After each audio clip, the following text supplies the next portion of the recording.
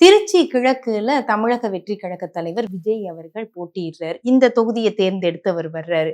இதை எப்படி பாக்குறீங்க சார்? அவருக்கு அவருடைய அவருடைய இனம் அங்கு கிறிஸ்துவர்கள் இருக்கிறார்கள் என்று பெரும்பகுதியாக அவருக்கு யாரோ ஆரம்பத்திலிருந்து சொல்லியிருக்கிறாங்க. சொன்னால அவர் பெரும்பகுதியாக இங்கே இருக்க சர்ச்சுக்கெல்லாம் கொஞ்சம் இதெல்லாம் பண்ணி கொடுத்துருக்காரு. அப்போவே 10 வருஷத்துக்கு முன்னால் 15-20 வருஷத்துக்கு முன்னாலே பண்ணி கொடுத்துருக்குறாரு. ஏதோ ஒரு வகையில் அவருடைய இயக்கத் தோழர்கள் இங்கே போடுங்க, இங்கே போடுங்க, இங்கே போடுங்க அப்படின்னு சொல்லி அவரை நிற்க சொல்லி வற்புறுத்தியதில் வந்து நிற்கிறார். ஆனால் இந்த திருச்சி கிழக்கு தொகுதி என்பது அப்போ 1வது தொகுதின்னு சொல்கிறது, திருச்சி 1ன்னு சொல்கிறது. அப்போல்லாம் அது மாதிரி சொல்லுவோம். அப்போ எம்ஜிஆர் வந்து நாங்கள் ஒன்றுபட்ட மாவட்டம் 17 தொகுதி எங்களுது.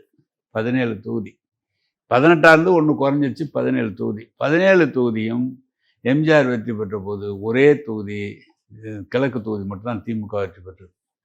அரியலூரில் 3 முறை வெற்றி பெற்றது எம்ஜிஆர் இருக்கும்போது. திருச்சியில் கிழக்கு திமுக மலர்மன்னன் அவர்கள் வெற்றி பெற்றார். KS முருகேசன் 80 ஒருத்தர் வெற்றி பெற்றார். அன்பில் அவர்கள் லால்வுள்ள 80 வெற்றி பெற்றார். இதெல்லாம் ஒரு குறிப்பிட்ட பக்கம் திராவிட இயக்க கொள்கைகள் நிறைந்த மக்கள் இருக்கிற பகுதி. இன்றைக்கும் எனக்கு நம்பிக்கை இருக்கிறது. நாங்கள் திருச்சி கிழக்கில் திமுக தான், உதயசூரியன் தான் வெற்றி பெறும் என்ற முழு நம்பிக்கையோடு பணியாற்றி கொண்டிருக்கிறோம். வெற்றியும் பெறுவோம். இப்ப திருச்சி கோட்டைக்குள்ள விசில் ஒலிக்கிறதுக்கு வாய்ப்பு இல்லை. மீண்டும் உதிக்க போறது உதயசூரியன் தான். ஆமா ஆமா ஆமா, அவங்களுக்கு வாய்ப்பு இல்லை. அவர் நேரடியாக நிற்கிறதுனால 5% 2% கூட வருமே தவிர வெற்றி பெறுற அளவுக்கு இருக்கிறது வாய்ப்பு இல்லை.